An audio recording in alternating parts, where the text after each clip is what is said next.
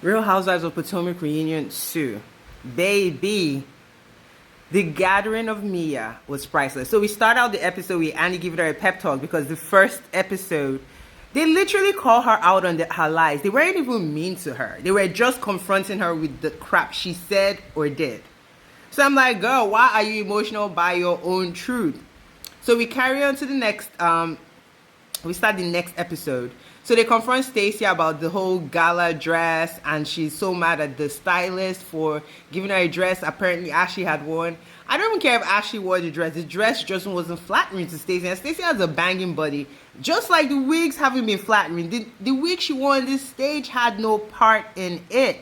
Like, sis, who is your stylist? But I get it. She used to work at like an all-white show. If you saw the newscaster with the bangs over here or with the hair over here, you already know that those all-white shows don't be caring about the wigs. And she was married to a white guy. So you know what they say, hard wigs, soft life. So I don't know. But Stacey was cracking me up because she said, F that bitch. Okay, with her full chest. And they were dying. And I think what makes it worse is how she like speaks. It's so like Valley Girl, and I don't know if it's fake because one of her friends was like, you've changed a little bit. So I think it might be put on because of the show she was on. But either way, Stacey is entertaining for this being her first season. Her divorce is over already. So everybody's looking at me and Ashley like, girl, you see how to do a divorce? When you marry a real adult. Well, Mia ain't divorced, so she's just lying. But Ashley, clock that. But we know Ashley, as of today, has either divorced or reached her final settlement. Because Giselle said it on Watch What Happens Live. Like, she got a pretty good settlement. So, anyway, so we move on to Mia.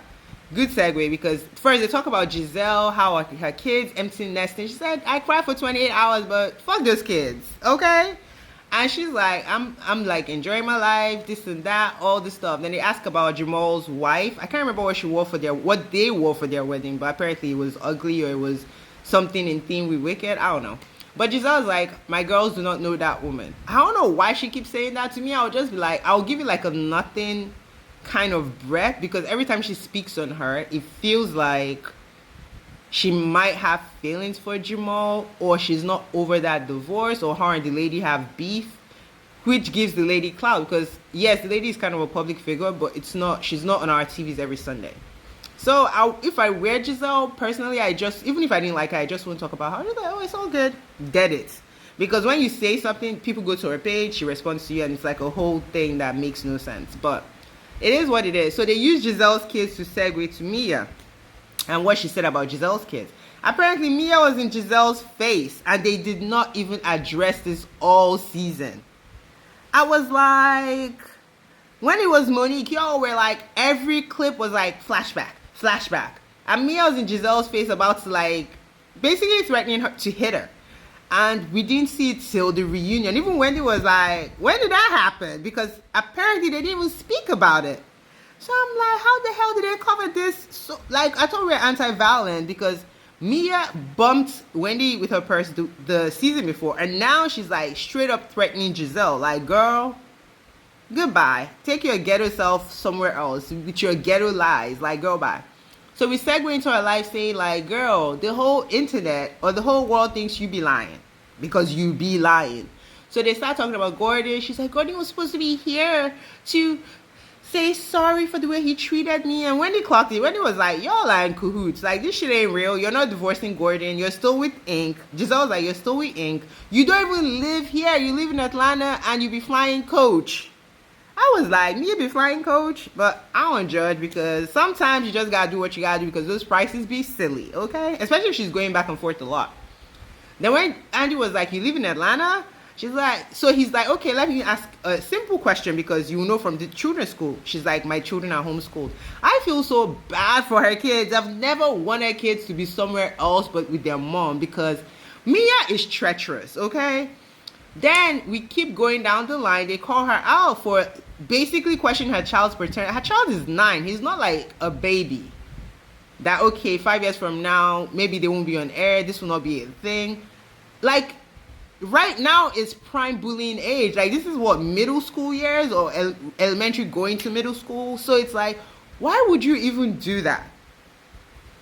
And Wendy was like, or one of them, either Wendy or Giselle, because this was like a tag team. But again, it wasn't mean.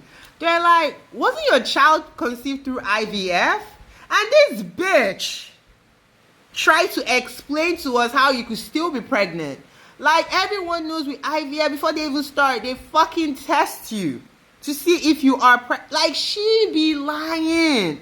I didn't even know this bitch had this kid with IVF. So what the hell were we even talking about? I don't even know. Then Jacqueline couldn't save her because the lies were just too much. Too damn much. And Wendy and Giselle clocked it. Like, girl. And she's like, I shouldn't have said this. I've been a bad friend. And she walks off the stage. Everyone's looking like, girl, bye. Kierna is still with a man. I wish her the best. Again, some people have social anxiety, and maybe that was social anxiety, so we're going to excuse him because she seems to say he's extremely supportive, right? We see him for what? He's not even up to 5 minutes. So I'm not going to judge it harshly, but I'm happy she moved out because he was like, I think he was taking advantage, and she bought her own place herself. So even if they get married, she's like, okay, this is premarital property, we'll figure it out.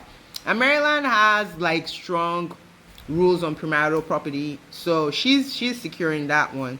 But I just didn't like the way he treated her on screen. But again, it's a few minutes. I'm not even going to judge because there's nothing to judge. Who else was going to stay? So, Stacy, Wendy, Giselle and Wendy were active. I actually tried to bring Jack Harlow in. Like, Wendy looked at her like, bitch, your jump off? We're talking about your jump off. You talked about my whole husband, the father of my kids, who I am still in love and married to today. Get away from me with this, Apollo. Like, girl. I love that Wendy did not let her breathe and had that foot on that neck. I actually thought she was about to eat on some jump up. And Wendy did not even, like, insult the guy. She was just like, he's younger than what you date, which is true. You just came out from Gollum's relationship. Who was like your father. Actually, he was older than your mother. So, what are we talking about? And it was a lateral move. Lateral move means you move from side to side. Like, same shit. Why are you mad? She wanted a moment because, again, Ashley has no storyline. Her biggest storyline was Michael, and Michael has gagged her. So she can't really speak about him. So it's like, what else is Ashley doing, right? She's with her mom, who is with, I guess, her homeless stepdad, and nothing is really going on there. Like, we'll see what she brings next season, but her trying to use a guy she's not even with to come for Wendy, I'm like, make it make sense. He was offended. His friend said, like, girl, bye. Like, why did this even get airtime? They should have scrapped that, okay? They should have scrapped it. Then the guys are kind of congregating. They call TJ. TJ drops a bomb, I guess. I'm guessing on Stacy because what else? To me, TJ is just a cloud chaser. Like, he always wanted screen time. He always wanted to outdo Stacy, who brought him on the show. Like, nigga, this ain't gonna make your career. You're not ever gonna be a housewife. He should have just played his cards right. And when he apologized for saying he wanted a trainer, which, you know, it could be looked at as homophobic. But honestly, did she lie? Because his actions have shown that he's a little bitch. Like, what is wrong with you? And I know he's just punishing her because she decided she didn't want the clown. She looked at how they looked. I think she really liked him. She looked at how they looked on the season. I was like, boy, I just got out from a good, well, not a good, I don't know if marriage was good, but a long marriage, and it looks like the guy respected her husband. So she's like, why would I go from that? And TJ seems broke, if we're going to be honest. So he would have been on her dime, insulting her, treating her like shit. So I can't wait till next week to see what bomb was dropped, because this was very entertaining. All right, guys, bye.